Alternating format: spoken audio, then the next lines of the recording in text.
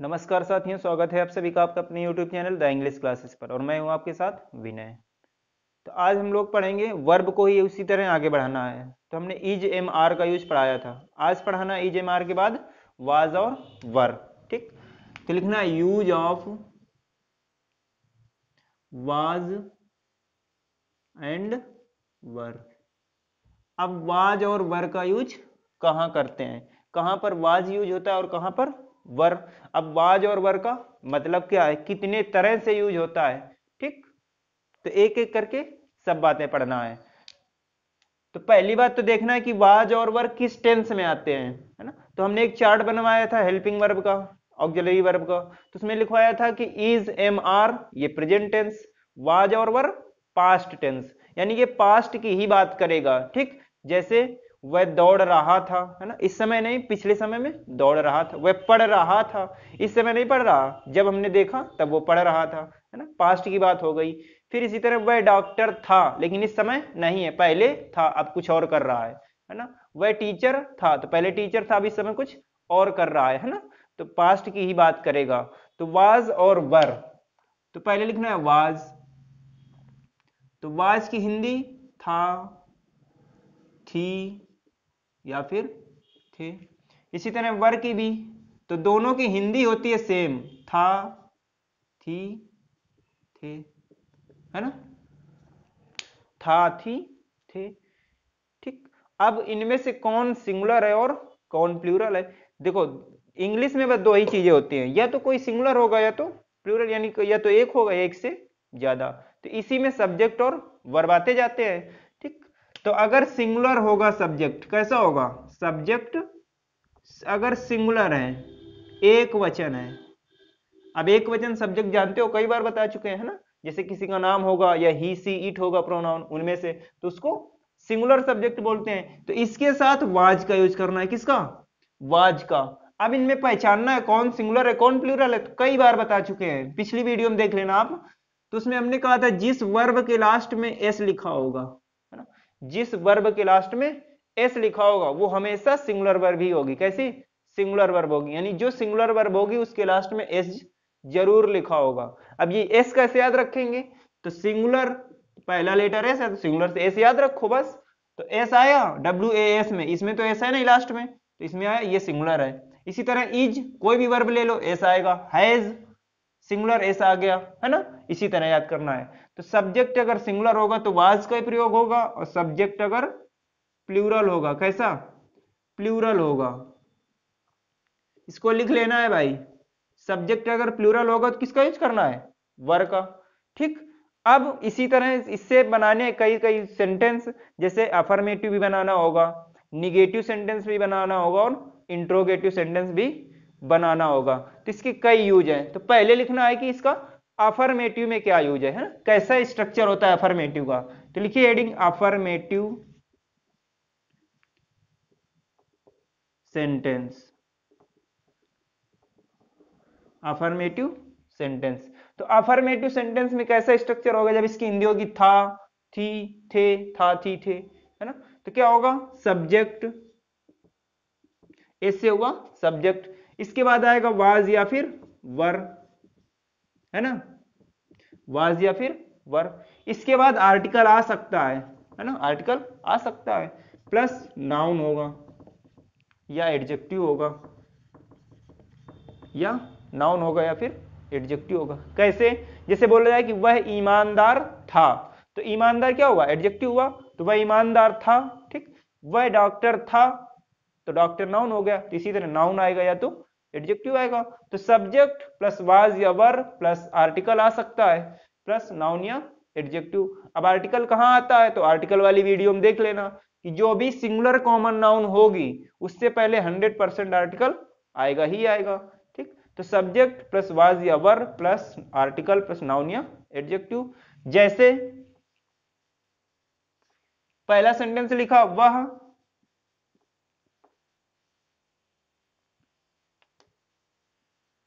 अध्यापक था, क्या लिखा हमने, वह अध्यापक था, तो अफर्मेटिव है ना। ठीक, तो वह अध्यापक था। अब कैसे पता करें कि अफर्मेटिव है कि निगेटिव है? तो सेंटेंस की वीडियो देख लेना हमारी, जिसमें हमने बताया है कि कितने टाइप के सेंटेंस होते हैं, कौन होता है अफर्मेटिव, कौन होता है इंट्रोगेटिव। तो इस तरह के स्ट्रक्चर हमने बहुत सारे लिखवाए हैं, ठीक। तो सेंटेंस वाली वीडियो भी देख लेना। वह अध्यापक था, ठीक। और आप लोग चैनल भी सब्सक्राइब कर लीजिए, क्योंकि नई वीडियो आपको नहीं मिल पाती है ना, और लाइक भी करते जाना है। तो वह अध्यापक था, अब वह की इंग्लिश ही लिखेंगे, सी लिखें, तो अब लड़का होगा ना, अध्यापक था, लड़की होती तो वह अध्यापिका थी बोलते, तो वह अध्यापक था तो ही लिखना है। अब ही सिंगुलर है तो इसके लिए वाज, ही वाज। अब ए टीचर, ठीक। अब जिसको थोड़ा बहुत आता होगा वो कह रहा होगा कि सर बहुत धीरे पढ़ाते हैं, तो धीरे नहीं, सबको लेके चलना पड़ता है ना, जिसको आता है उसको भी, जिसको नहीं आता वो भी सीखेगा। अब हम इसको लिख दें कि वह अध्यापक था, इसके नीचे तुरंत लिख दें ही वाज अ टीचर, तो हमको लिखने से क्या फायदा, वो तो बुक में भी पढ़ लेता है ना कि ही वाज अ टीचर होगा ही होगा। अब क्यों होगा, ये वाज क्यों होगा, वर क्यों नहीं होगा, ये सब बताना पड़ता है। तो ही सिंगुलर है इसलिए वाज सिंगुलर आएगा, तो ही वाज ए टीचर लिखिए, ठीक। दूसरा, मैं बहुत व्यस्त था, मैं बहुत व्यस्त था, है ना। जैसे कोई कहता है ना कि यार फोन किया तुमने, फोन रिसीव नहीं किया, क्या कहोगे, यार मैं उस समय बहुत व्यस्त था। तो मैं बहुत व्यस्त था तो आई, है ना। जबकि एक जगह से फोन आ जाता है तो कोई ये नहीं कहता कि हम बहुत व्यस्त थे, है ना, चाहे जितना काम हो तुरंत फोन रिसीव करता है ना। समझ गए होगे कहां से आता है। तो लिखिए मैं बहुत व्यस्त था, तो मैं की इंग्लिश आई। अब आई के साथ क्या लिखना है, वाज, क्या लिखना है, वाज। तो जब हमने पर्सन पढ़ाया होगा तब ध्यान से सुना होगा, अगर आपने देखा होगा, ठीक, न देखा हो तो देख लेना वीडियो उसको, जिसमें प्रोनाउन पढ़ाया है, पर्सनल प्रोनाउन। तो उसमें हमने बताया था कि आई ये पास्ट टेंस में होता है सिंगुलर, किस टेंस में, पास्ट टेंस में सिंगुलर, बाकी प्रेजेंट और फ्यूचर में प्लूरल, ठीक। अब फ्यूचर नाम का तो कोई टेंस ही नहीं होता है ना, सिर्फ प्रेजेंट और पास्ट दो ही टेंस होते हैं। ये फ्यूचर क्या होता है, मॉडल्स होती हैं, विल सेल, इन्हीं का तो यूज होता है। तो पास्ट और प्रेजेंट दो ही टेंस होते हैं, तो प्रेजेंट में होता है प्लूरल और पास्ट में सिंगुलर।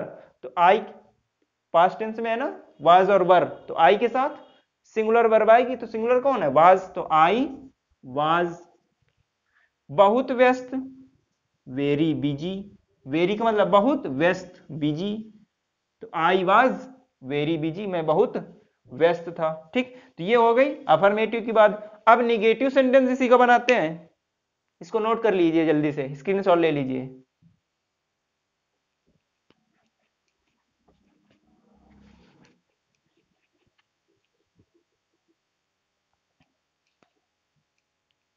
निगेटिव में क्या होता है,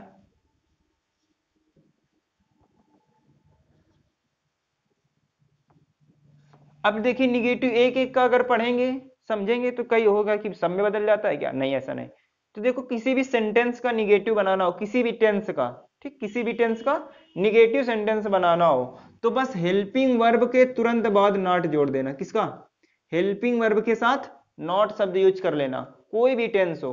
जैसे हैड लिखा होगा, है ना, वाज वर लिखे होंगे, हैज हैव लिखा होगा, तो इन्हीं के तुरंत बाद नॉट जोड़ना है, ठीक, इन्हीं के तुरंत बाद नॉट जोड़ना है, सब में यही होता है, ठीक। तो इसमें भी हेल्पिंग वर्ब के बाद नॉट जोड़ दें, यानी वाज वर्ब के बाद नॉट आएगा, तो लिखिए सब्जेक्ट प्लस वाज और वर, इन दोनों में एक ही आएगा। अब कहां वाज आता है कहां वर तो बता ही दिया है, तो सिंगुलर सब्जेक्ट होगा तो वाज, प्लूरल सब्जेक्ट होगा तो वर। इसके बाद नॉट प्लस नाउन या फिर एडजेक्टिव, है ना, नाउन आएगा या तो एडजेक्टिव आएगा, ठीक, नाउन या तो एडजेक्टिव। जैसे बोला जाए कि वह बीमार नहीं था, है ना, वह बीमार नहीं था, वह बीमार नहीं था, तो वह की इंग्लिश ही के साथ आएगा वाज, इसके बाद नॉट, तो ही वाज नॉट, बीमार की इंग्लिश सिक या फिर इल, है ना, तो ही वाज नॉट सिक।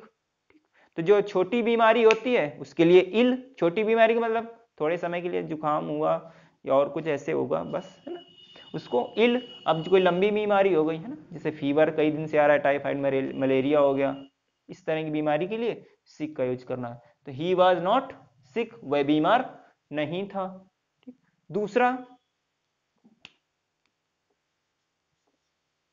दूसरा जैसे लिखें कि हम अजनबी नहीं थे, हम अजनबी नहीं थे। तो हम की इंग्लिश वी, अब वी प्लूरल है तो वर आएगा, वी वर। अब नॉट, अजनबी की क्या होती है, स्ट्रेंजर, है ना, तो वी वर नॉट स्ट्रेंजर, हम अजनबी नहीं थे। ठीक, तो लिखिए इसको भी। ये तो वाज और वर का पहला यूज हो रहा है कि था थी थे, हिंदी आएगी, देखो था थी थे लिखा हुआ है लास्ट में। ठीक, इसका और भी दूसरा यूज है, उसको भी पढ़ना है। तो पहले इसकी का अफर्मेटिव सेंटेंस, निगेटिव, इसके बाद इंट्रोगेटिव सेंटेंस भी पढ़ना है। ठीक, तो लिखिए जल्दी से, नोट करते जाइए साथ में। ठीक, आगे देखिए,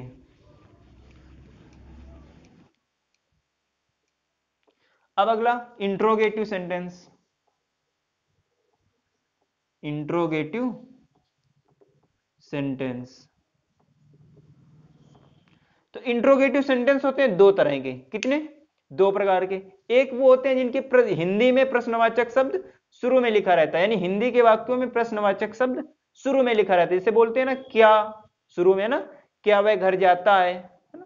अब दूसरा होता है जिसमें प्रश्नवाचक शब्द बीच में लिखा रहता है, जैसे वह क्यों रो रहा है, वह क्या कर रहा है ना। तो देखो प्रश्नवाचक शब्द बीच में आ गया, और एक होता है जिसमें प्रश्नवाचक शब्द शुरू में आ जाए।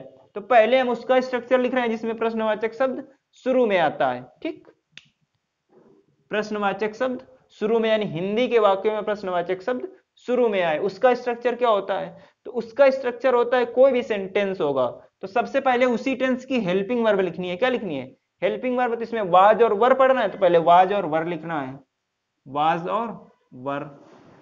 इसके बाद सब्जेक्ट। ठीक, इसके बाद आर्टिकल आएगा तो आएगा, नहीं तो नाउन आएगा या फिर एडजेक्टिव आएगा, बाद में क्वेश्चन मार्क। तो इंट्रोगेटिव सेंटेंस होगा तो उसमें क्वेश्चन मार्क आता है।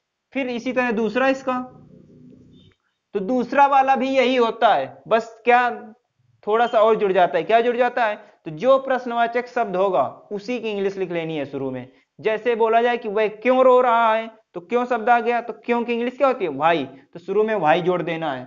अब बोला जाए कि वह कब आएगा, तो कब आ गया ना बीच में, तो कब की इंग्लिश वेन, तो शुरू में वेन लिख लिया जाएगा। यानी जो प्रश्नवाचक शब्द आएगा क्वेश्चन वर्ड, उसी की इंग्लिश शुरू में लिख लेनी है। तो लिखा हमने WH वर्ड। अब एक एक करके सब लिखे, एक ही बार में लिख लिया WH वर्ड, जो भी आएगा उसी की इंग्लिश, प्लस यही ऊपर वाला, तो एक याद रखेंगे दूसरा अपने आप आ जाएगा, was were plus subject plus noun या एडजेक्टिव, बाद में क्वेश्चन मार्क। इंट्रोगेटिव सेंटेंस होगा तो क्वेश्चन मार्क ही आएगा। जैसे बोला जाए कि क्या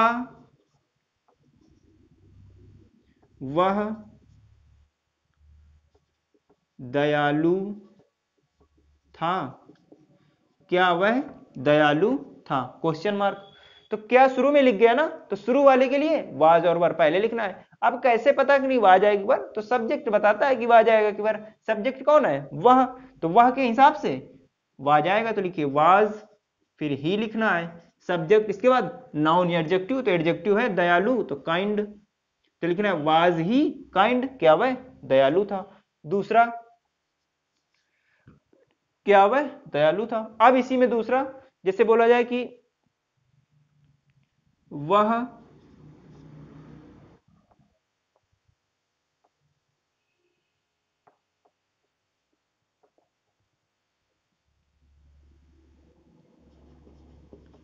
परेशान क्यों था, या वह क्यों परेशान था, है ना, वह क्यों परेशान था या वह परेशान क्यों था। ठीक, तो क्यों आ गया बीच में, देखो बीच में है ना, तो पहले इसी की इंग्लिश लिखनी है वाई, वाई, इसके बाद वर्ब आएगी हेल्पिंग वर्ब, तो वाज, सब्जेक्ट ही है ना, तो ही के लिए वाज आता है, तो भाई वाज ही। अब परेशान की इंग्लिश क्या होती है?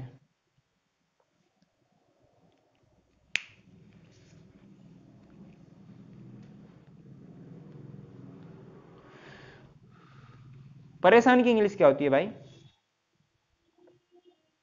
क्यों? भाई वाज ही।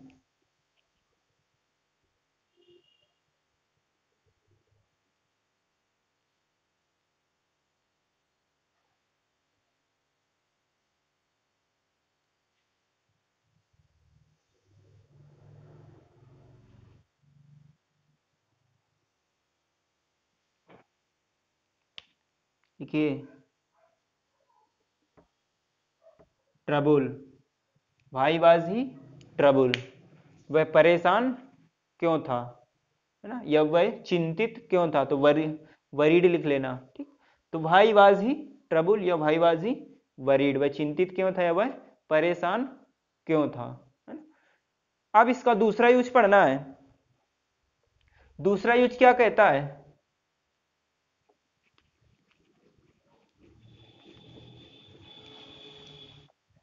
अब जैसे हमने इज एम आर में पढ़ाया था कि वह आने वाला है, रेलगाड़ी आने वाली है ना, मैं सोने वाला हूं। फिर दूसरा इसी में पढ़ाया था कि मैं आने ही वाला हूं, मैं जाने ही वाला हूं, मैं सोने ही वाला हूं। अब इसी में हूं शब्द ना आके था शब्द आएगा। जैसे वह जाने ही वाला था, वह सोने वाला था, मैं खाना खाने वाला था, है ना, मैं स्कूल पहुंचने ही वाला था। तो इसमें था थी थे पास्ट की बात होगी, स्ट्रक्चर में ईजेमार की जगह वाज आ जाएगा। ठीक, तो दूसरा स्ट्रक्चर लिखिए।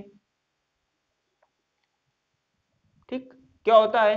तो सबसे पहले सब्जेक्ट, इसके बाद वाज या फिर वर, इसके बाद टू, टीओ टू। ठीक, इसके बाद वर्ब की फर्स्ट फॉर्म, है ना, वाज या फिर were plus to plus verb की फर्स्ट फॉर्म, इसके बाद अदर वर्ड, है ना, फुल स्टॉप। तो सब्जेक्ट प्लस वाज या were plus to plus V one plus other word. इसकी हिंदी क्या निकलेगी? वाला था, वाली थी या वाले थे, वाला था, वाली थी या वाले थे। जैसे जैसे बोला जाए कि मैं स्कूल आने वाला था, मैं स्कूल आने वाला था। ठीक, मैं स्कूल आने वाला था। तो मैं की इंग्लिश आई के लिए वाज, अब वाला था है तो टू जोड़ना है। आना की इंग्लिश होती है कम, तो I was to come school, I was to come school. इसी तरह दूसरा, वह खाना खाने वाला था, वह खाना खाने वाला था। तो वह की इंग्लिश ही, इसके साथ वाज, फिर टू, ही वाज टू, खाना की होती है eat food, he was to eat food, वह खाने वाला था। ठीक, अब इसी में आगे खाने ही वाला था, यह मैं स्कूल आने ही वाला था, वह खाना खाने ही वाला था। तो अब जिसमें ही वाला था या ही वाली थी आएगा, उसके लिए बस टू के पहले अबाउट जोड़ना है। तो यानी कि सब्जेक्ट प्लस वाज या were plus about to plus V one plus other word. ठीक, तो लिखिए अगला स्ट्रक्चर, तीसरा स्ट्रक्चर लिखिए। तो लिखना है सब्जेक्ट, एस का मतलब सब्जेक्ट प्लस वाज या फिर वर, इसके बाद अबाउट टू, अबाउट टू, इसके बाद वर्ब की first form plus other word. ठीक, तो सब्जेक्ट प्लस वाज या were plus about to plus verb की first form plus other word. तो इसके लिए क्या लिखेंगे? जैसे बोला जाए कि वह मंदिर जाने ही वाला था, वह मंदिर जाने ही वाला था, है ना। ठीक, तो वह की इंग्लिश ही, इसके बाद वाज, अब क्या लिखना है, ही वाला था, सिर्फ वाला था होता तो टू लग जाता, ही वाला है तो अबाउट टू, तो ही वाज अबाउट टू, जाना की होती है गो टू टेम्पल, मंदिर की इंग्लिश टेम्पल, तो he was about to go to temple, simple सा है। दूसरा, बस आपको क्या ये स्ट्रक्चर याद रखना है, ठीक, एक ये वाला, दूसरा ये वाला, तो इसकी हिंदी क्या निकलेगी, ही वाला था, क्या होगी, ही वाला था या ही वाली थी, ठीक। तो वह मंदिर जाने ही वाला था, बोलते हैं ना स्टेशन में जाते हैं तो रेलगाड़ी आने वाली है, रेलगाड़ी आने ही वाली है, इस तरह बोलते हैं ना सेंटेंस। तो भाई तो ये वाली है, वाला है, वाली ईजेएमआर में पढ़ाया, तो इससे पहले वाली वीडियो देख लेना आप लोग। तो लिखा है वह मंदिर जाने ही वाला था, तो he was about to go to temple. तो अबाउट टू और टू में अंतर याद रखना है, जिसमें वाला था सिर्फ होगा वाली थी, उसमें टू आएगा, इसमें ही वाला जुड़ जाएगा, ही वाला, तो उसमें अबाउट टू, ठीक। दूसरा, जैसे बोला जाए कि हम सोने ही वाले थे, सोने ही वाले थे। जैसे मान लो किसी के यहाँ जाओ कि हम 1 घंटे में पहुंच जाएंगे उसके पास, है ना, अब कहीं रास्ते में लग गया जाम, है ना, ट्रैफिक बहुत ज्यादा था, जाम लग गया, तो अब आप पहुंचे 2 घंटे बाद, 10 बजे पहुंचे रात को, तो क्या कहेंगे, अरे आप आ गए, हम तो सोने ही वाले थे, है ना। तो वही लिखा है हम सोने ही वाले थे, ठीक। तो वी की इंग्लिश, सॉरी हम की इंग्लिश वी, इसके साथ वर, तो वी वर। अब लिखना है about to, we were about to, सोना की इंग्लिश होती है sleep, we were about to sleep, ठीक। लिखिए इसको, स्क्रीनशॉट ले लीजिए, और हाँ चैनल को सब्सक्राइब भी कर लीजिए, ठीक। और वीडियो आप लोग ज्यादा से ज्यादा शेयर करिए ताकि अगली वीडियो और भी जल्दी आ जाए, ठीक।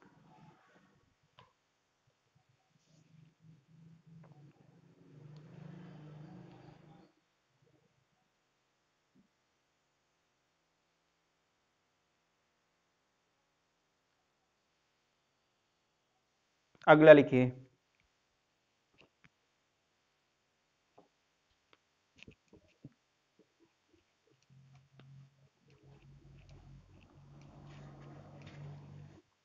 कहते हैं ना कि बात इतनी सी थी कि तुम अच्छे लगे थे, बात इतनी सी थी कि तुम अच्छे लगे थे, अब बात इतनी बढ़ गई है कि तुम्हारे बिन कुछ अच्छा नहीं लगता, ठीक। तो लिखिए अगला, अगला क्या कहता है, ठीक।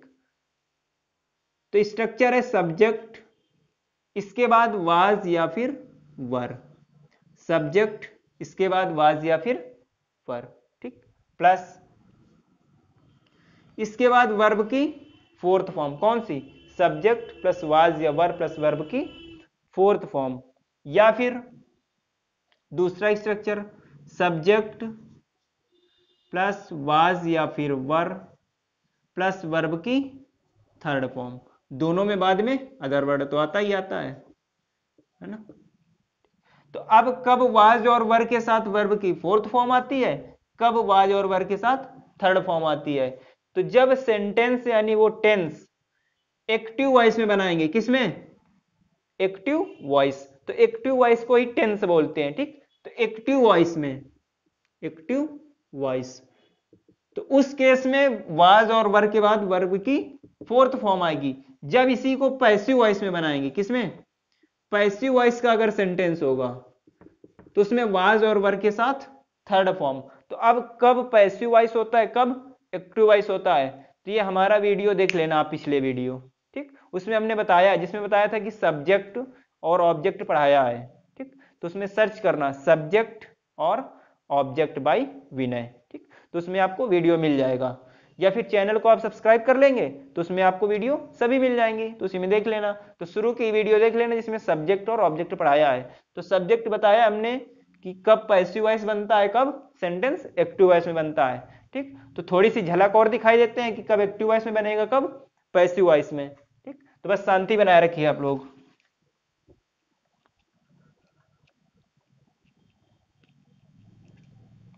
तो देखिए सब्जेक्ट, सेंटेंस का किंग कौन होता है? सब्जेक्ट। यही निर्धारित करता है कि सेंटेंस को एक्टिव वॉइस में रखना है कि पैसिव वॉइस में। यही निर्धारित करता है कि वर्ब कैसी आएगी। ठीक, आप इसी को बार बार पढ़ रहे होंगे कि सब्जेक्ट के अनुसार ही वर्ब आती है ना, कि वर्ब सिंगुलर आएगी कि प्लूरल आएगी। ऑब्जेक्ट क्या मतलब है? तो सब्जेक्ट ही डिसाइड करता है, यानी सब्जेक्ट कौन होता है? सेंटेंस का किंग होता है ना? तो एक्टिव वॉइस भी पैसिव वॉइस भी तो सब्जेक्ट ही निर्धारित करता है। अब सब्जेक्ट कौन होता है? नाउन या फिर प्रोनाउन। अब कोई नाउन होगा तो वो या तो लिविंग होगा या तो नॉन लिविंग होगा, है ना। अब या तो वही डूअर होगा या तो नॉन डूअर होगा। डूअर का मतलब कार्य करने वाला, नॉन डूअर कार्य नहीं करने वाला।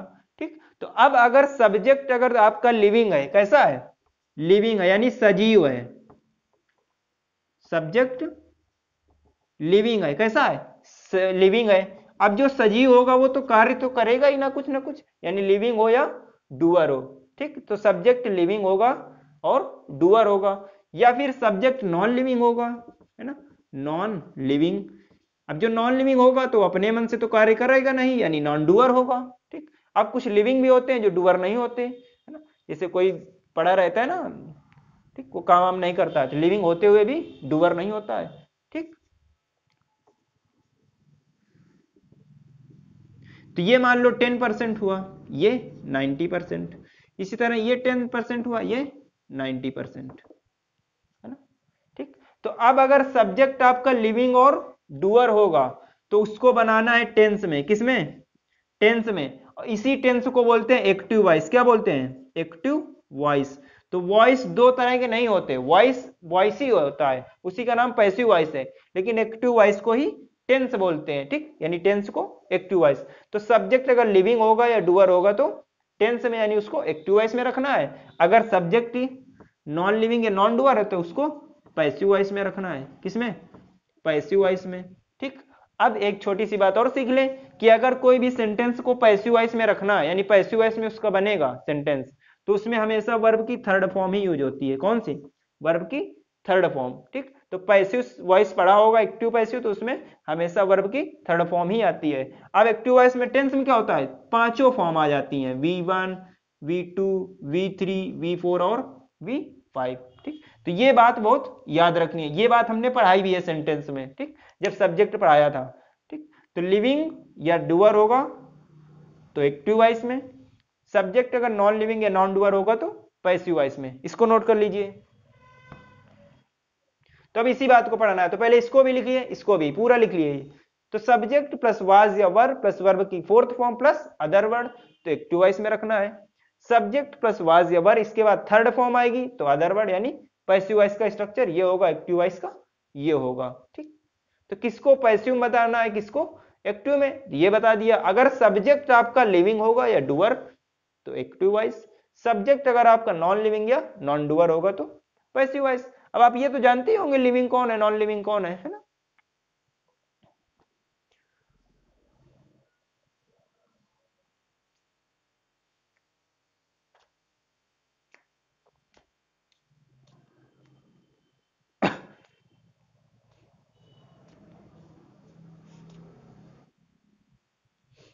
लिखिए, एग्जाम्पल लिखिए अब।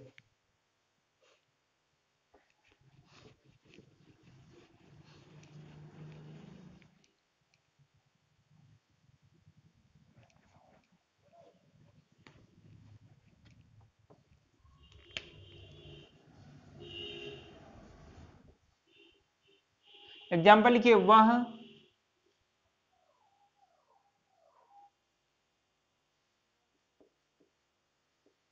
दौड़ रहा था। वह दौड़ रहा था। दूसरा लिखा हमने,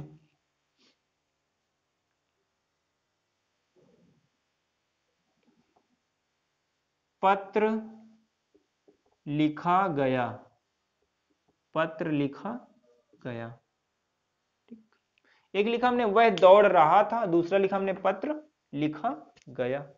ठीक, तो देखो वह दौड़ रहा था, तो वह कौन होगा? लड़के या लड़की में से ही कोई होगा। तो रहा था तो लड़का है, तो लड़का क्या होता है? लिविंग होता है। तो लिविंग है तो इसका मतलब ये एक्टिव वॉइस में रहेगा। किसमें? एक्टिव वॉइस में। अभी एक्टिव वॉइस का स्ट्रक्चर हमने लिखा, तो सब्जेक्ट प्लस वाज या वर, इसके बाद वर्ब की फोर्थ फॉर्म आएगी। अब ये लिखा हुआ है पत्र लिखा गया, तो पत्र है ना सब्जेक्ट, तो बोलो पत्र यानी लेटर, ठीक, लिखते होगा ना आप लोग कहीं लेटर, ठीक। तो पत्र लिविंग है कि नॉन लिविंग है? नॉन लिविंग है ना, तो नॉन लिविंग है सब्जेक्ट किसमें बनेगा? पैसिव वॉइस में। पैसिव वॉइस का स्ट्रक्चर हमने क्या लिखवाया? सब्जेक्ट प्लस वाज या वर्ब प्लस वर्ब की third form plus other word, ठीक। तो इसमें आएगी वर्ब की थर्ड फॉर्म और इसमें वर्ब की फोर्थ फॉर्म, तो ये दोनों में अंतर है, दोनों में वाज और वर यूज होगा, ठीक। तो लिखिए वह, तो he was running, he was running, fourth form है ना रनिंग, किस वर्ब की फर्स्ट फॉर्म में आईएनजी जोड़ दोगे तो वर्ब की फोर्थ फॉर्म बन जाएगी। तो ही वाज रन में हमने जोड़ दिया, तो ही वाज रनिंग, वह दौड़ रहा था। ये लिखा है पत्र लिखा गया, तो पत्र यानी ए लेटर, ए लेटर। अब लेटर एक ही है ना, तो वाज, ये नॉन लिविंग था ना इसलिए वाज आ गया।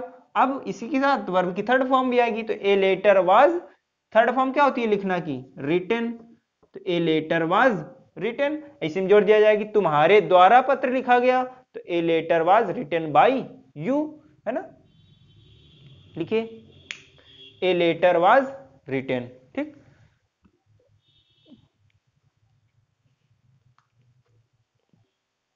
Okay, thank you, bye bye.